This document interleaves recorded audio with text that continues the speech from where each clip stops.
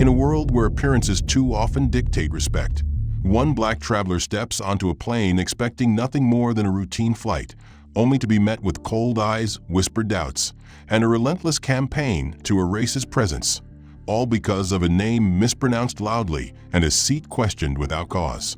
What begins as a small act of disrespect soon spirals into a high-stakes battle that no one on board could have anticipated, revealing a truth powerful enough to shake an entire industry and change the life of one man forever. If you believe everyone deserves respect regardless of color or background, hit the like button, subscribe for more stories that matter, and tell me where you're watching from in the comments. Your voice helps bring justice to light. Ellis Monroe adjusted his tailored navy jacket and smoothed down the front of his crisp white shirt, the subtle sheen of the fabric reflecting the harsh airport lighting. He checked the time on his watch for the third time in 10 minutes, then double-checked the boarding pass in his hand. First class, C2A. He'd treated himself this once. He'd told himself he'd earned it. After all, this flight was supposed to be his moment to relax, to reflect on the success of his last negotiation, which had pushed his company closer than ever to sealing that massive $2.8 billion defense contract. He wasn't just representing himself. He was the face of a team that had worked day and night for months. He was determined to do it with grace. But as he stood in the boarding area, surrounded by the low murmur of travelers and the steady buzz of fluorescent lights, he couldn't shake a tightness in his chest. Years of experience told him he was about to need every bit of that practiced composure. He spotted the gate agent, a blonde woman in a neatly pressed uniform, making announcements.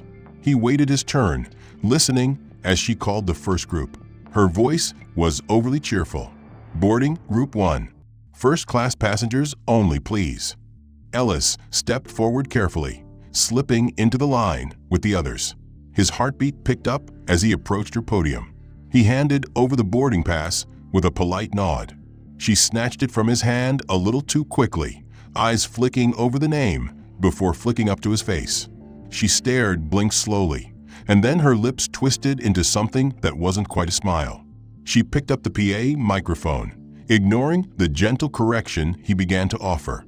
Ellis Monroe, she said, drawing out every syllable with theatrical confusion. Eli Monroe. She repeated it louder, voice ringing over the entire gate area. Ellis winced. He offered an awkward smile, forcing himself to keep his tone calm. It's actually just Monroe, like President Monroe. He tried to inject a hint of humor into it, hoping to smooth things over. But she didn't even glance at him. She rolled her eyes in full view of everyone, the gesture so dismissive it cut right through him. Strange name, huh? She added, voice dripping with mockery. He heard a couple nearby snort with reluctant laughter, and he felt his cheeks warm. Actually, it's pretty common, he said softly, but his voice was lost in the noise. She leaned back toward the mic, smirked openly, and pressed the button. We're still waiting on Mr. Exotic Name here, she announced, her voice booming. Come on, don't be shy. Heads turned in unison. A hush fell for half a beat before conversations resumed, a bit more guarded, tinged with awkward amusement. A kid with tousled hair and a gap-toothed smile picked it up immediately. Exotic name. Exotic name, he chanted, tugging at his mother's sleeve. She shushed him, but her mouth twitched with amusement. Ellis felt a pressure building in his temples, a slow throb that threatened to betray him with sweat on his brow. He cleared his throat, straightened up, and tried to step forward, but the agent held up a hand to stop him. Hang on, she said, scanning his boarding pass again, now with exaggerated slowness. First class? Really? She didn't bother to hide the skepticism in her voice. She handed it back with a snap. Wow, must be a mistake in the system. Go wait over there while I figure this out. She jerked her thumb at the side, where he'd be away from the line, on display like a child in timeout. He hesitated, mouth opening to protest, then snapping shut. He knew the danger of pushing back in a moment like this. His stomach knotted, sour and cold. He stepped aside, clutching his bag, gaze fixed on the floor to avoid the curious stares boring into him from all sides. The agent continued to board others, her smile returning with ease for a man in a tailored gray suit. "Welcome aboard, Mr. Chambers. Enjoy first class," she chirped. Chambers didn't spare Ellis so much as a glance. When the line thinned, she gave Ellis an exaggerated sigh. "Okay, let's try this again." She scanned his pass, this time waving him through with a forced, plastic smile. "There you go, Mr. Exotic Name. Don't get lost up there in first class, okay?" The sarcasm was unmistakable. The couple next in line laughed outright, though they quickly covered their mouths. He didn't trust himself to speak. He swallowed, forcing down every furious word clawing at his throat. He'd been here before, different places, different faces, same tone. He walked through the gate, feeling the burn of every eye on his back, the humiliating weight of the laughter that would replay in his mind long after the flight ended. As he entered the jet bridge, he slowed to collect himself. His chest rose and fell deliberately, fingers flexing on the handle of his carry-on. He tried to remember the company's motto, "Professionalism first," and repeated it silently like a prayer. He reminded himself of the faces of his team. He couldn't afford to get angry, to give anyone a reason to call him difficult. He couldn't risk the contract, the deal, the perception of his company, not for his own pride. So he kept walking.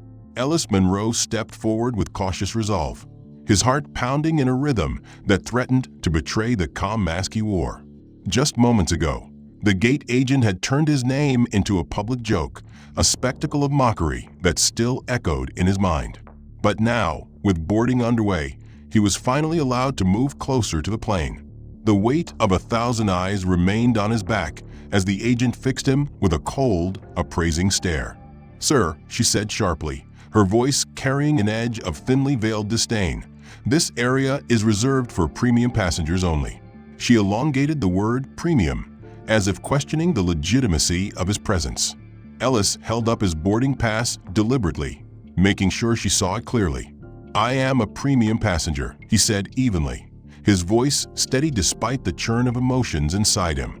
She took the pass, scrutinizing it as though it was some foreign document, her brow furrowing with exaggerated suspicion. Then she glanced at the screen in front of her, fingers poised but hesitant.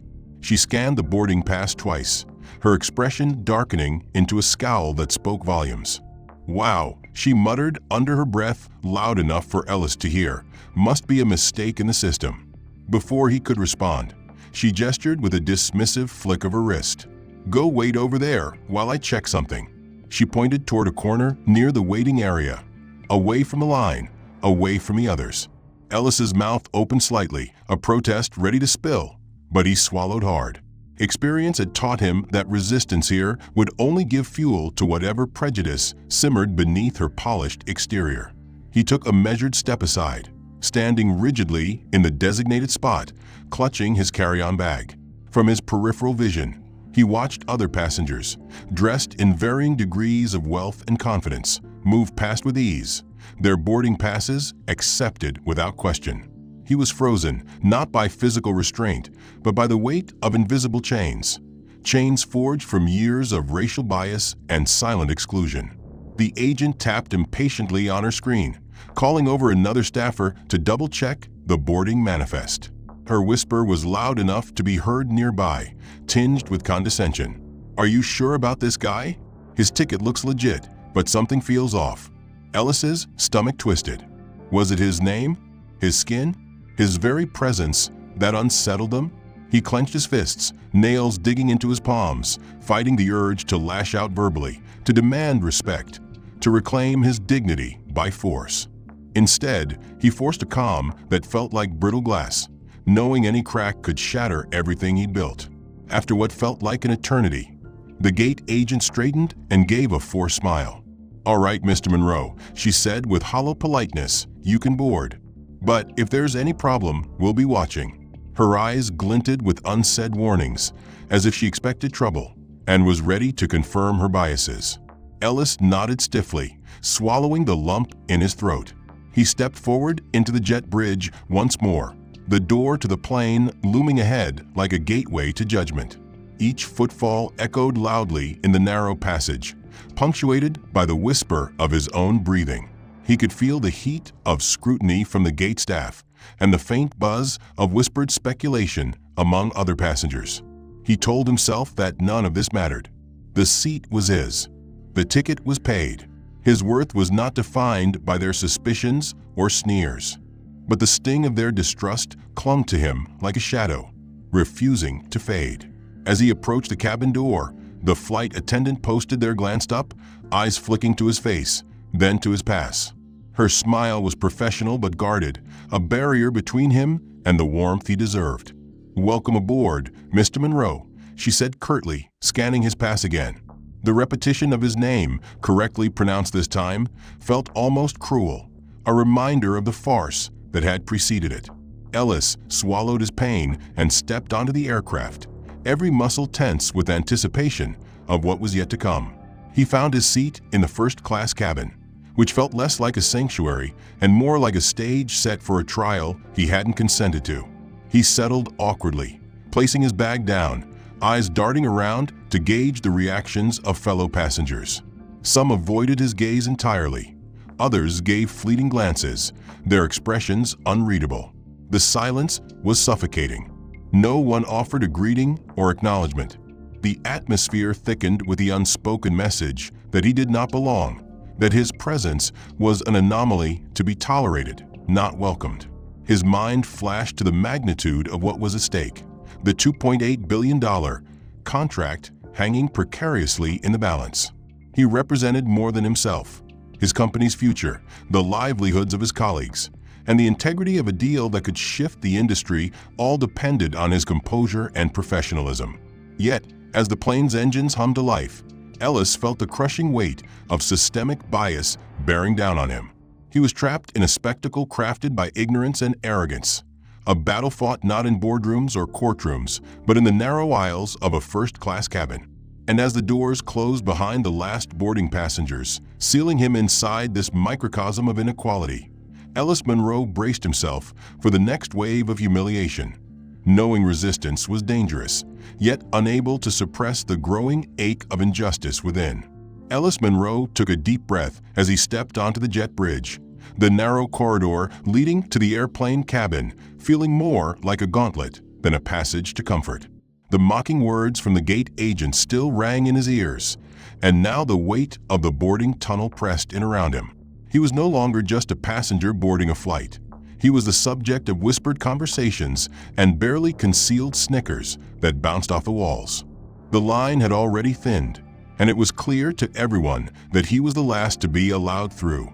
As he moved forward, the same gate agent's voice pierced the air again, loud enough for those still waiting to hear. "Try not to get lost up there, Mr. Monroe." Her tone was dripping with sarcasm, the cruel smirk visible even from behind the podium. Passengers near the back of the line exchanged quick, amused glances. A young woman whispered to her friend, trying not to laugh openly. Ellis felt the heat creep up his neck, the familiar sting of humiliation bubbling to the surface. He tightened his grip on his carry-on handle, determined not to show how deeply this cut. He reminded himself of the stakes, the $2.8 billion contract his company was pursuing, the countless hours of hard work he had poured into this moment. This was supposed to be his victory lap, yet here he was, reduced to a spectacle. As he proceeded down the jet bridge, the cold, harsh fluorescent lighting cast long shadows, and the hum of airplane engines grew louder. Just as he reached the halfway point, the door at the end opened, and a flight attendant appeared, clipboard in hand, scanning the boarding passes of passengers entering the plane. The woman's eyes locked onto Ellis immediately, her lips tightening into a thin line. She took a step toward him, raising her voice so it echoed against the metal walls. "Excuse me, sir." Ellis paused, turning slowly to face her. "I need to verify your seat assignment." Her tone was curt but loud, carrying an unspoken accusation. Before he could answer, she pulled out a radio and clicked the button. "Control, this is Gate 3. We have a possible seat issue with an unverified passenger boarding first class." Her voice was clear and formal, but the implication was unmistakable. Ellis felt a wave of heat rise again, his cheeks burning with embarrassment as the other passengers in the jet bridge slowed their steps, some turning to look. Whispers rippled through the group. Eyes darted between Ellis and the attendant. The radio crackled as a voice responded. "Copy that. Please hold the passenger for verification." Ellis's mouth went dry. He wanted to explain, to tell them that his ticket was valid, that he belonged there, but the words stuck in his throat. The attendant motioned for him to step aside, blocking the narrow corridor so he couldn't move forward. He obeyed silently, heart hammering in his chest. People were watching, judging. He heard a man behind him mutter, "Probably some scammer trying to sneak up front." Another whispered, "Bet he doesn't even know how he got the ticket." Ellis's fists clenched at his sides, nails digging into his palms. He closed his eyes for a moment, breathing deeply to steady himself. He thought about the years of dedication that had brought him here, the respect he had earned, the dignity he refused to lose. But in this moment, it felt like none of it mattered. The flight attendant on the radio barked an order. "We need confirmation from the boarding supervisor." Minutes dragged like hours as Ellis stood in the cramped space, unable to move forward or back, isolated and exposed. The whispers grew louder, some passengers pulling out their phones, filming or texting. He caught a glimpse of a smirk on the attendant's face as she exchanged a glance with a coworker. Finally, the supervisor arrived, a man in his 40s with a tight jaw and a stern expression. He examined Ellis's boarding pass and identification with slow, exaggerated care, as if searching for a reason to deny him. "Mr. Monroe," he said after what felt like an eternity, "there seems to be a discrepancy with your ticket in our system. We need to resolve this before you board." Ellis forced himself to stay calm. "My ticket is valid and confirmed," he said evenly. "I reserved this seat weeks ago." The supervisor shook his head, avoiding Ellis's eyes. "I'm sorry, sir, but protocol requires you to wait here until this is cleared." The flight attendant stepped forward again. "Please remain where you are." Her voice was firm, uncompromising. Ellis nodded slowly, swallowing the lump forming in his throat. He was trapped in a humiliating limbo, his dignity slowly eroding with every passing second. The line behind him continued to move forward, passengers streaming onto the plane, leaving him behind like an outcast. He was acutely aware of every glance, every whispered comment, every pointed finger. The weight of the moment crushed him, but he refused to crumble. He reminded himself that this wasn't about him personally. It was a system broken by prejudice and ignorance. His silence was not submission, but survival. Eventually, after what felt like an eternity, the supervisor stepped aside and motioned for Ellis to proceed. "You may board, Mr. Monroe," he said, though the warmth was absent from his voice. Ellis exhaled slowly, grateful yet wary. He walked toward the cabin door, where the flight attendant at the entrance gave him a final scrutinizing look before scanning his boarding pass again and stepping aside. The doors closed behind him with a finality that echoed in his chest. He moved down the aisle, heart heavy, every step a reminder of the battle he was fighting even before the plane took off. He reached his seat, lowered himself carefully, and stared out the window, the earth shrinking beneath him, while his own sense of belonging felt more distant than ever. Ellis Monroe barely had time to settle into the plush leather seat before the flight attendant reappeared, her presence looming like a storm cloud over what little piece he'd managed to carve out. He barely had time to unclasp his bag from the overhead compartment when she wheeled the service cart directly into his aisle, effectively blocking his path. Her sharp eyes locked onto his face with an expression that barely concealed disdain, the same expression he'd become far too familiar with in recent minutes. "Sir," she said sharply, her tone cold and clipped, "let's make sure you know exactly where you're sitting." Ellis blinked, caught off guard by the sudden confrontation. "I'm in C2A, he said steadily, though his voice was quieter than usual, the unease settling like a weight in his stomach. "That's right," she replied with a mocking smile, gesturing at the seat number stitched into the leather of the chair beside him. "Can you say it out loud for me? Let everyone hear you." Ellis swallowed, understanding immediately that this was less about clarity and more about spectacle. His throat tightened, but he forced the words through dry lips. "2. Hey!" The attendant smirked and glanced over her shoulder, beckoning to nearby passengers who had begun to stop and watch. A few raised their phones, cameras flashing to life, recording the scene unfolding. "You hear that?" she said loudly, her voice booming enough to silence nearby murmurs. "He says he's in first class. But that's not what the system says." The words cut through the air, sharp and public. Ellis's heart sank as he noticed some passengers exchanging uneasy glances while others whispered, their expressions ranging from curiosity to judgment. The flight attendant leaned in, her voice dropping to a faux whisper, but still audible. "Sounds like someone's trying to scam their way into a premium upgrade." A woman a few rows back gasped quietly, clutching her handbag tighter. A man nearby nodded approvingly, lips curling into a smirk. Ellis's eyes flicked around the cabin, catching the gaze of a young couple who looked torn between sympathy and disbelief.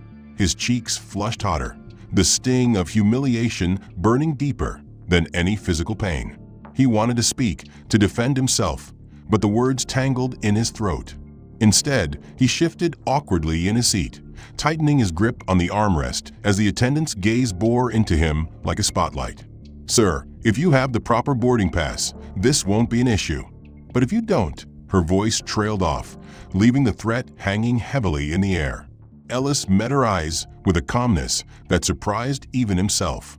"I have my boarding pass," he said quietly. "It's valid." The attendant raised an eyebrow, unimpressed. "Well then, let's see it." He reached into his jacket pocket and pulled out the card, holding it up for all to see. She took it reluctantly, examining it with exaggerated care as if trying to find a flaw that wasn't there. Then she handed it back without a word, but with a smirk that said she knew the truth but refused to accept it. The cabin's atmosphere thickened with tension. The once quiet murmurs had grown into a low hum of speculation, punctuated by the soft buzz of phones recording the spectacle. Ellis felt every eye on him, every breath held in anticipation of what would come next. The flight attendant straightened and stepped back, but not before casting a pointed look in his direction. "We'll be keeping an eye on you." The words hung like a curse, leaving no room for misinterpretation. Ellis's jaw clenched, but he didn't respond. Instead, he stared out the window as the plane began taxiing, the city lights blurring beneath the clouds. Inside, he battled a storm of emotions: anger at the blatant disrespect, sadness at the loneliness of the moment, and a weary resignation born from years of similar encounters. Yet beneath it all, a flicker of resolve remained. He was not here to be diminished.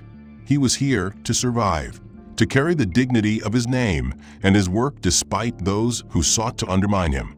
The hum of engines filled the cabin, masking the whispered conversations and quiet judgments. Ellis closed his eyes briefly, focusing on steadying his breath. The journey had only just begun, and the battles ahead would test him in ways he hadn't imagined. But he would not falter. Not yet. Ellis Monroe barely had time to catch his breath after the public confrontation with a flight attendant before the situation escalated further. The air in the cabin thickened, heavy with anticipation and tension, as the flight attendant called over a man in a sharply tailored suit, the supervisor. He approached with the confident swagger of someone used to wielding authority, his expression unreadable, but carrying an unmistakable edge of superiority. Ellis felt the temperature rise in the small space between the seats as the supervisor stopped mere feet from him, blocking any easy escape. "Sir," the supervisor began, voice smooth but with a hard undertone. "May I see your identification, please?" Ellis reached into his jacket pocket, producing his company ID and a government-issued passport, holding them out with steady hands. The supervisor took them, scanning both with a slow, calculating gaze, as if looking for a reason to deny their validity. He glanced up briefly, eyes locking with Ellis's. "You understand this is a serious matter," he said flatly. "We need to ensure every passenger is where they're supposed to be." Ellis nodded, maintaining his calm demeanor despite the growing knot in his stomach. "I understand," he replied evenly. The supervisor's eyes narrowed, but he continued, "We'll consider allowing you to remain in first class if you cooperate fully and maintain proper decorum." Ellis's jaw tightened. "I have been polite," he said firmly. from the moment I arrived." A thin, mocking smile spread across the supervisor's face, as if he found that statement amusing. "You people always think everything is about race," he sneered quietly, loud enough for several nearby passengers to catch the words. The phrase hung in the air, loaded with contempt and dismissal. A few gasps rippled through the cabin, heads turning sharply toward Ellis and the supervisor. Whispers filled the rows. Some voices whispered shocked disbelief.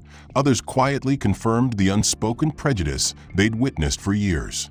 Ellis's pulse quickened, anger simmering beneath his controlled exterior.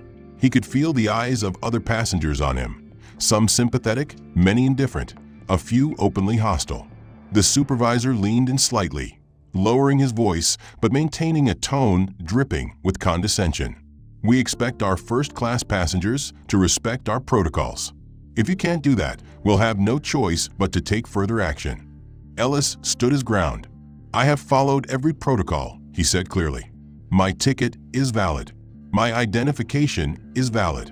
I have done nothing to warrant this treatment." The supervisor scoffed, then gestured sharply to the flight attendant. "Continue monitoring him." The attendant nodded curtly, eyes cold. Ellis's heart pounded, but he forced himself to breathe steadily, unwilling to give them any excuse. Around them, the cabin's ambience shifted uneasily. Passengers shifted in their seats, some exchanging uncomfortable glances, others pulling out phones to record or text the developing confrontation. A woman a few rows forward whispered to her companion, "Is this really happening?" "He has a ticket." The man replied quietly, "Doesn't look like it matters." The sense of injustice was palpable, thickening the air with every passing second. Ellis thought of the $2.8 billion contract, the years of dedication from his team, and the personal sacrifices that had brought him here. This wasn't just about a seat on a plane. This was about respect, equality, and the right to be treated with dignity. Yet, in this confined space, under the gaze of strangers, it felt as if none of that mattered. The supervisor straightened, his expression hardening. "Sir, I suggest you comply with our requests. Resistance will only complicate matters." Ellis's voice was calm but resolute. "I am here to comply, but I will not accept mistreatment or prejudice." A murmur of approval stirred from some passengers, brief but encouraging. The supervisor's smile faded into a cold glare. "You'll find that first class is not always a welcoming place for people like you." The words were barely a whisper, but echoed louder than any shout in Ellis's mind. For a moment, silence reigned. Then a middle-aged man seated nearby stood, stepping forward with a steady voice. "That's enough," he said firmly, looking directly at the supervisor. "He has done nothing wrong." Heads turned, and a few other passengers nodded, their eyes reflecting growing support. The supervisor's jaw clenched. He took a step back, clearly unsettled, but masking it with a forced, polite smile. "Thank you for your concern, sir. We are handling the situation."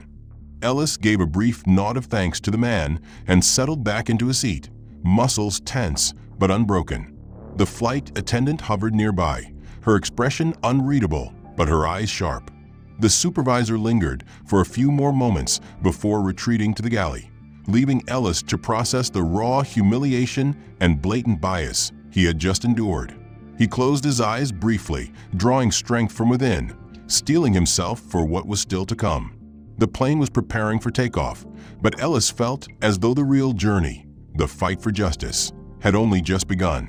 The tension in the first-class cabin had reached a boiling point, simmering just beneath the surface since Ellis Monroe's arrival. What had started as an awkward mispronunciation and passive-aggressive remarks had evolved into an outright campaign of humiliation aimed squarely at him. After the supervisor's departure, Ellis tried to reclaim a semblance of calm, but the atmosphere was electric, charged with judgment and hostility. The flight attendant who had first confronted him now paced the aisle with a new sense of authority, her eyes flicking repeatedly to Ellis like a predator sizing up her prey. Suddenly, she stepped directly into his row, blocking his path with the cold precision of someone enforcing a sentence. "Sir," she said firmly, voice sharp enough to slice through the murmurs, "you need to stand aside." Ellis blinked in disbelief. Stand da Zita?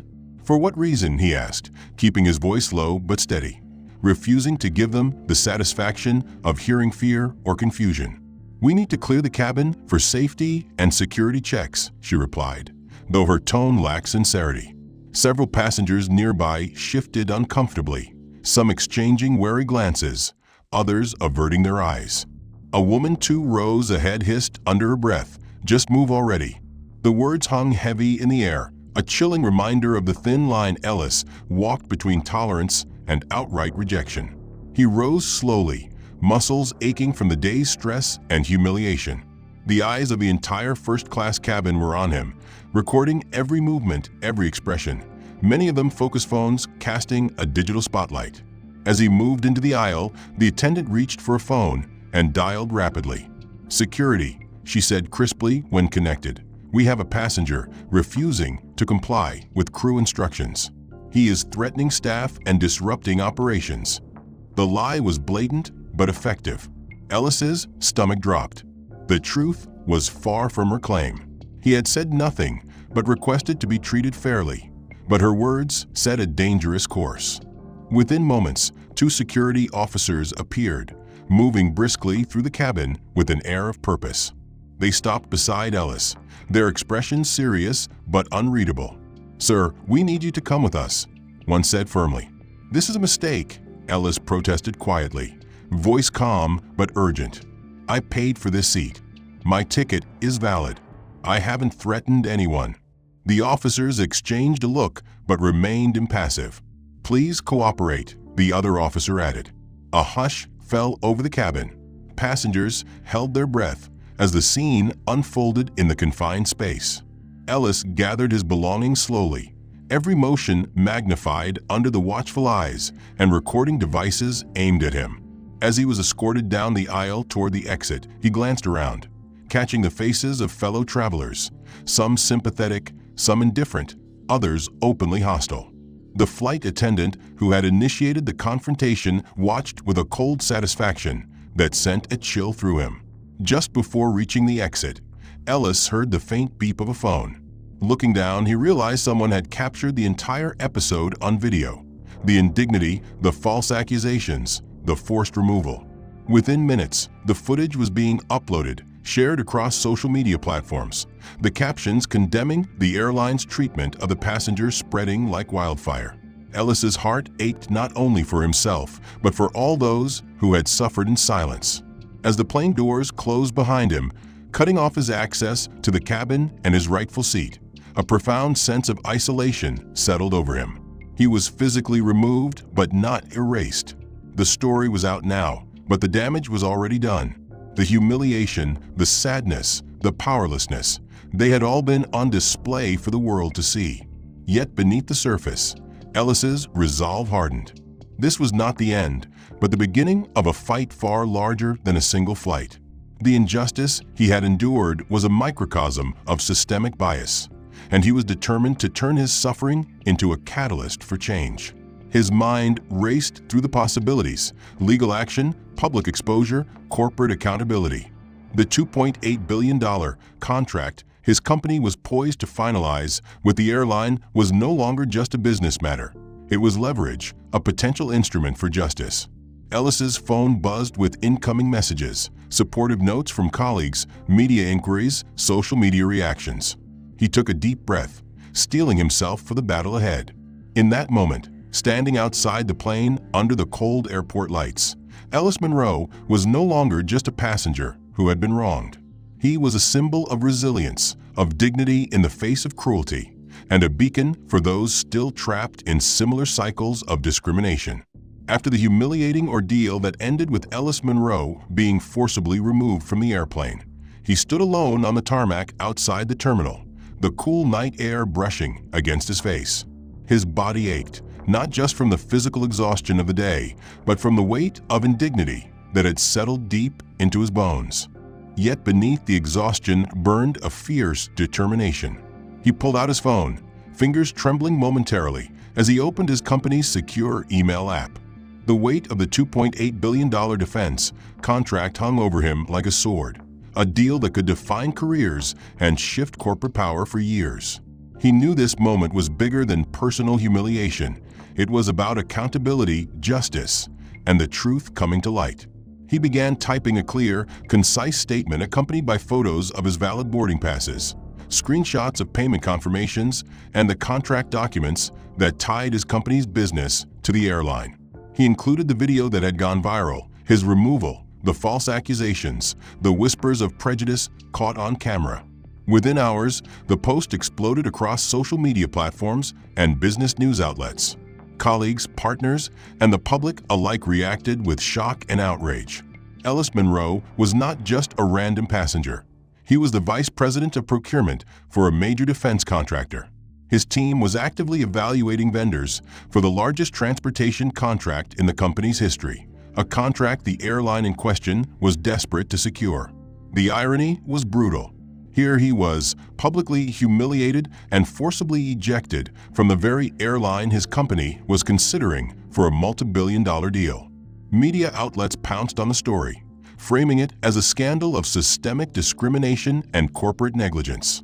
Headlines screamed about the cost of bias, both human and financial. Industry analysts speculated about the ripple effects this could have on the airline's reputation and bottom line. Internal discussions within Ellis's company heated up rapidly. Executives convened emergency meetings, weighing the implications of proceeding with a vendor that had so publicly displayed prejudice against one of their own.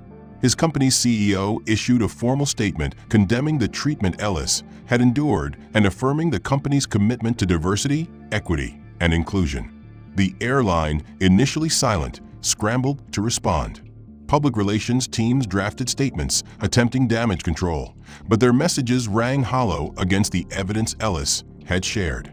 Leaked memos surfaced, suggesting that the airline's training protocols were inadequate and that staff had been instructed to be vigilant, too vigilant, when dealing with passengers who didn't fit their narrow expectations. The backlash was swift and severe. Shareholders demanded accountability. Social media campaigns called for boycotts. Regulatory bodies hinted at investigations. Meanwhile, Ellis's inbox flooded with messages of support and encouragement. Employees from across industries praised his courage, while activists and community leaders spotlighted the broader issues of racial profiling and discrimination in air travel. Despite the chaos swirling around him, Ellis remained focused. He understood that his story was not just about one flight, but about exposing a system that had allowed such behavior to persist unchecked. He began consulting with legal advisors and civil rights organizations, planning the next steps to ensure that meaningful change would follow. In private moments, the pain of the experience lingered. Memories of whispered insults, judgmental stares, and the crushing isolation. But these were tempered by the knowledge that his voice had made a difference. The video of his removal had become a rallying cry for many who had suffered similar indignities in silence. Ellis's resolve strengthened as he prepared to leverage the full weight of his position and experience. He knew the road ahead would be difficult and that powerful interests would resist change. But the stakes had never been higher, not just for him, but for all those who deserved respect and fairness. His story was becoming a catalyst, forcing corporations and society at large to confront uncomfortable truths about race, power, and privilege. As he looked out over the city's skyline from his office days later, Ellis felt a renewed sense of purpose. The $2.8 billion contract was no longer merely a business opportunity.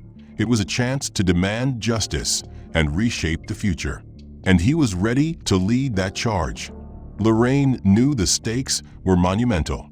The $2.8 billion contract they were negotiating with the airline wasn't just a business deal. It was a testament to the company's growth and strategic vision. She picked up the phone and crafted a carefully worded public statement. In it, she condemned the airline's actions unequivocally and declared that under no circumstances would they continue business with a company that treated their executives with such disrespect and prejudice. Her words were firm and resolute.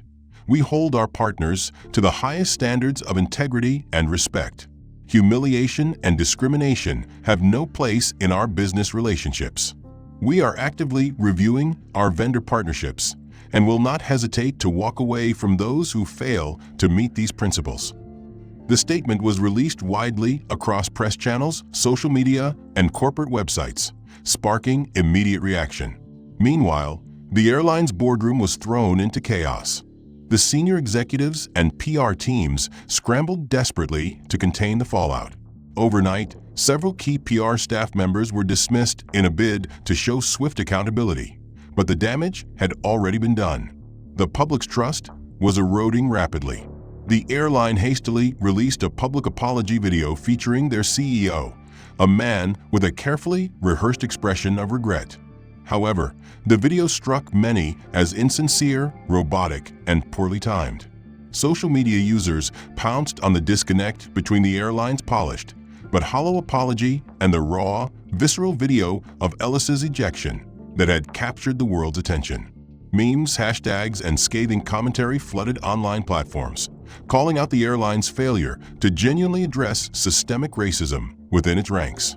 News outlets ran investigative pieces exposing the airline's questionable training protocols, the lack of diversity among frontline staff, and internal emails that suggested a culture of implicit bias and complacency.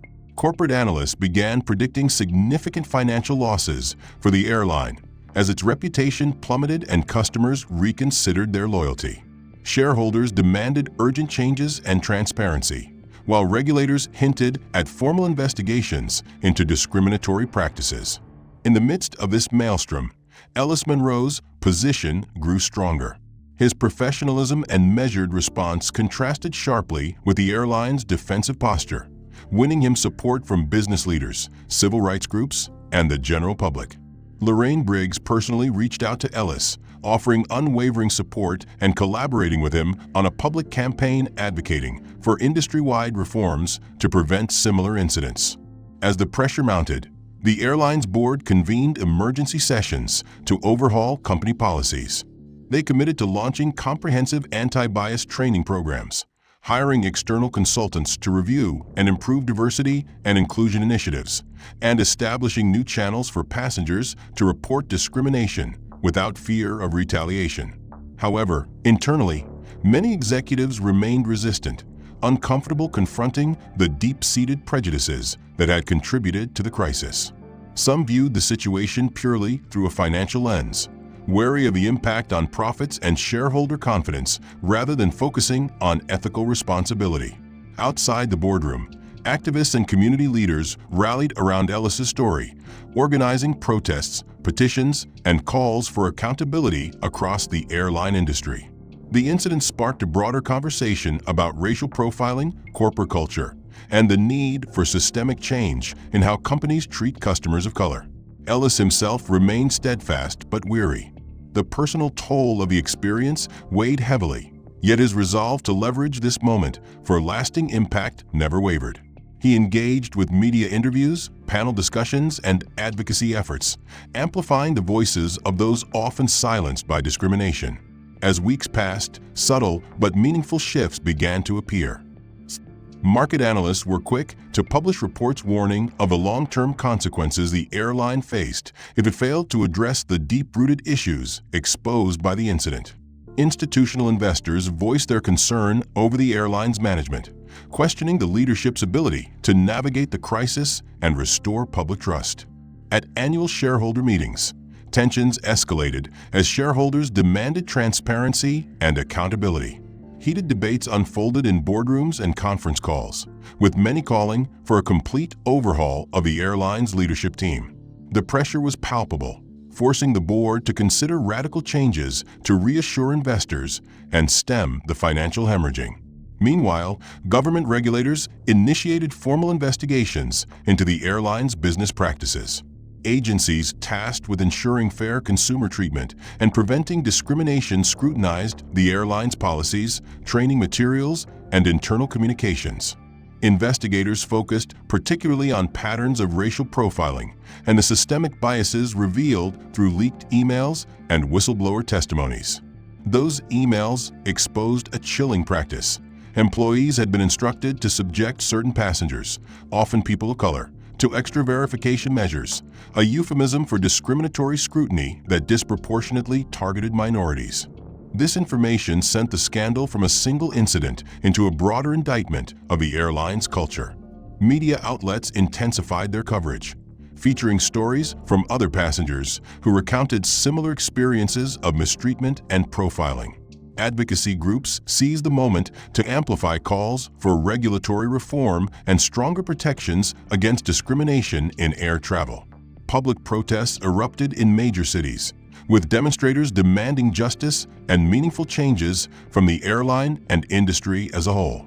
In response to the growing crisis, the airline's executives attempted damage control by announcing new initiatives aimed at increasing diversity and sensitivity training.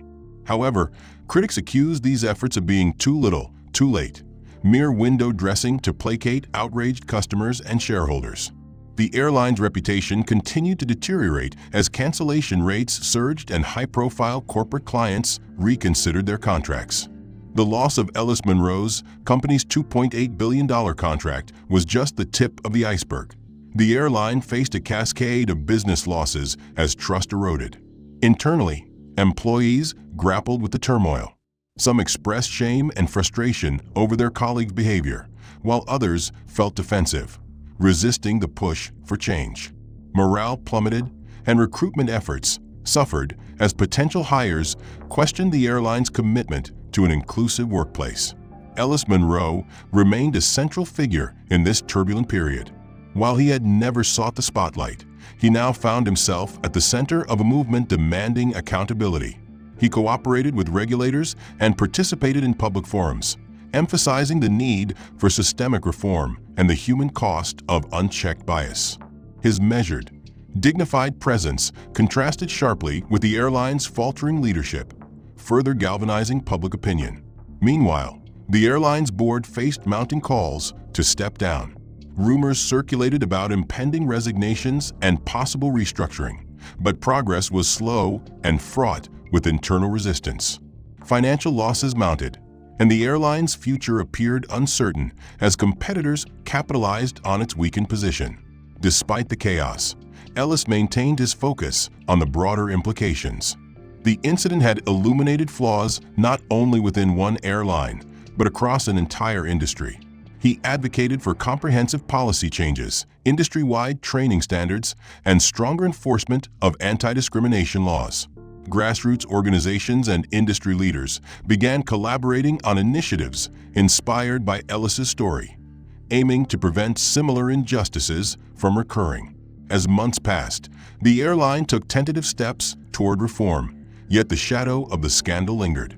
Shareholders remained wary, consumers cautious, and regulators vigilant. The financial damage served as a stark warning of the cost of neglecting equity and respect in business. The storm that had engulfed the airline for months finally began to shift toward something resembling resolution, but the road was anything but smooth. The flight attendant at the heart of Ellis Monroe's humiliating experience was the first to face consequences. After intense internal investigations and public pressure, the airline announced her dismissal. The news was met with mixed reactions. Some saw it as a necessary step toward accountability. Others feared it was a scapegoat sacrifice that didn't address the deeper issues. In a televised interview, the former flight attendant appeared visibly emotional, tears streaming down her face as she recounted her side of the story. "I didn't realize what I was doing," she said between sobs. "I didn't see the pain I was causing until it was too late. I'm sorry." Her confession, raw and sincere, stirred a complex mix of emotions nationwide. For some, it was a powerful moment of contrition and a rare glimpse into the human cost of systemic bias on both sides. For others, it raised questions about how much of her behavior was learned, how much was personal, and how deeply ingrained such prejudices were in the corporate culture. The airline, in response to the scandal's widespread impact, launched mandatory anti-bias and sensitivity training for all staff members, from frontline employees to executives. These programs were designed not just to address explicit discrimination, but to challenge implicit biases and reshape the company's culture from within. The company also established new reporting mechanisms to protect passengers and employees who might face harassment or unfair treatment. Ellis Monroe watched these developments unfold with cautious optimism. Though he had endured significant personal pain and professional challenges, he remained committed to fostering change rather than revenge. At a final press conference that drew national attention, Ellis addressed the media and the public with measured calm and heartfelt clarity. "I did not want anyone to lose their job over this," he said. "This is bigger than one person's mistakes. This is about a system that needs to be fixed, so no one else has to suffer like I did. We all deserve respect. That is not negotiable." His words resonated deeply, sparking renewed conversations about dignity, equality, and the responsibility corporations have to uphold these values. Following the press conference, Ellis received a letter from the former flight attendant, an apology handwritten with evident sincerity. In it, she expressed remorse for her actions and gratitude for the opportunity to learn and grow. She pledged to use her experience to advocate against discrimination and to educate others about the harm caused by prejudice. Ellis responded with grace, acknowledging her courage in reaching out and emphasizing the importance of forgiveness and healing. This exchange became a symbol of the possibility for redemption and the human capacity for change. The airline continued its reform efforts, investing in community outreach and diversity initiatives. It partnered with advocacy organizations to develop best practices and hosted forums for dialogue between passengers, employees, and leadership. Slowly, trust began to rebuild, though many recognized it would take years to fully heal the wounds exposed by the scandal. Ellis himself remained a beacon of resilience and leadership. He spoke at conferences and universities, sharing his story to inspire others and to educate about the realities of systemic discrimination and the power of standing up with dignity.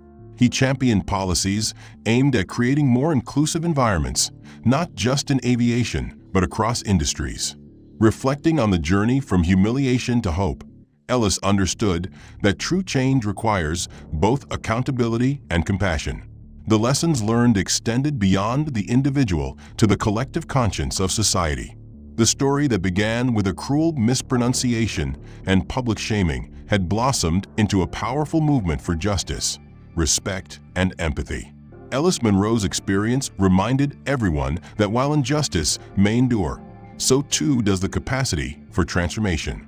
In the end, the airline and its passengers were faced with a choice: to repeat the mistakes of the past or to forge a future grounded in respect and equality.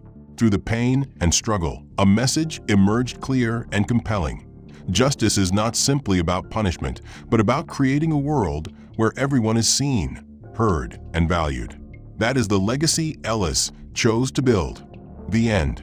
If you enjoyed this story and want to see more like it, please make sure to like and subscribe. I'd love to hear your thoughts on the plot. Did it resonate with you? What moments stood out the most? Also, let me know where you're watching from in the comments below. Your support and feedback help bring more powerful stories to life.